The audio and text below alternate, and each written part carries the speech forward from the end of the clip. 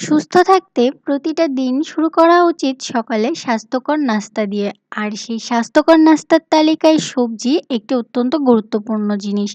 আজকে আমি দেখাবো কিভাবে সকালের জন্য খুব দ্রুত সবজি ভাজি করা যায় এবং এরকম ঠিক কালারফুল করে, এবং যাতে সবজির রংটা একদম পারফেক্ট থাকে, সেটার টিপস সহ আমি এই ভিডিওতে দেখিয়ে দিব। তাহলে চলুন আমরা দেখে নিই কিভাবে বরবটি দিয়ে অন্যান্য সবজি ভাজি করা যায়। Hello everyone, welcome to kitchen of Seema. চলুন শুরু করি।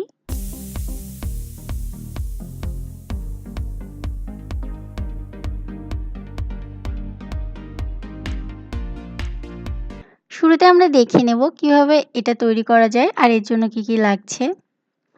এর জন্য লাগছে বরবটি। এখানে আমি বরবটিটা একটু বেশি দিয়েছি, এজন্য আমি ১.৫ কাপ মতো বরবটি নিয়েছি।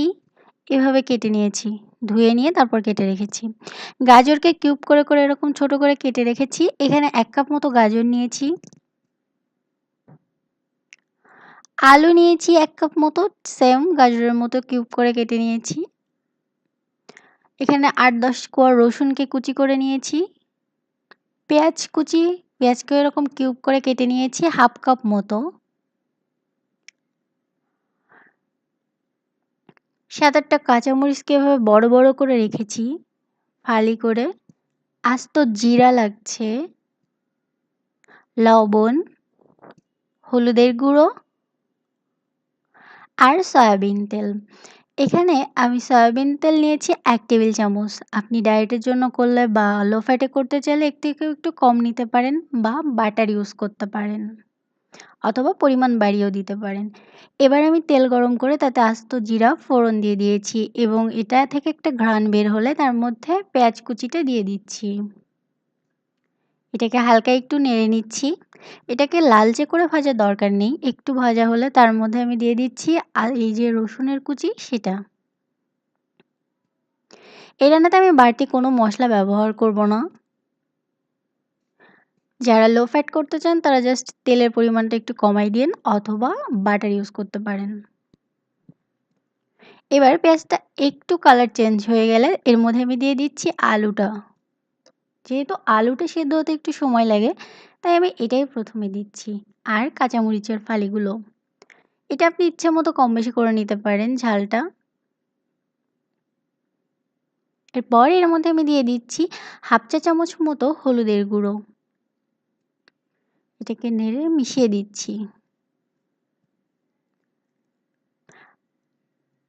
এবার এর মধ্যে আমি দিয়ে দিচ্ছি একটু লবণ।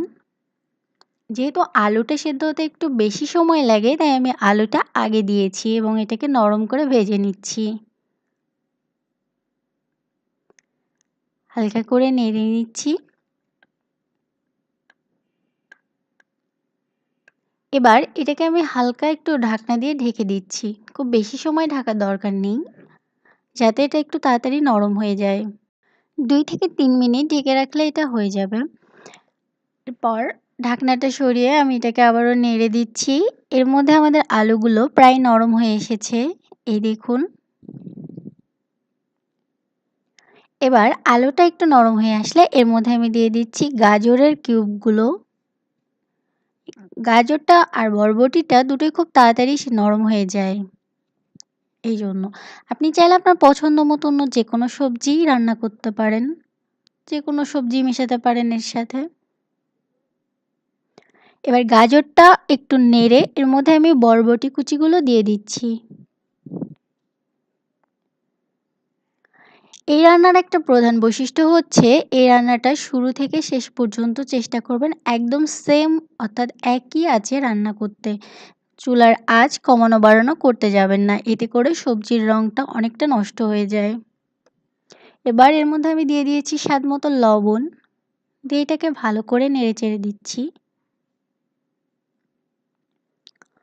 এবার এটাকে একটু নেড়েচেড়ে ভালো করে মিশিয়ে দিচ্ছি। সবজির রং রাখতে খুব বেশি সময় সবজিগুলো রান্না করবেন না, আর চেষ্টা করবেন একটু লো ফ্লেমে করার জন্য।